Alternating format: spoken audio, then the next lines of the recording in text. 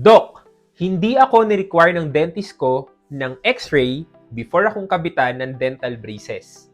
Is it red flag or green flag? Kayong mag-decide after ko ma-explain kung bakit nga ba natin kailangan ng x-ray before tayong kabitan ng dental braces. Unang-una na dyan is yung health ng buto.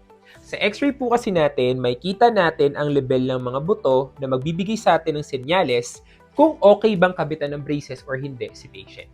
May mga patients kasi na merong perio problem or pagbaba ng buto na pwede magresulta ng paggalaw nito ng sobra pag kinabitan ka pa ng dental braces.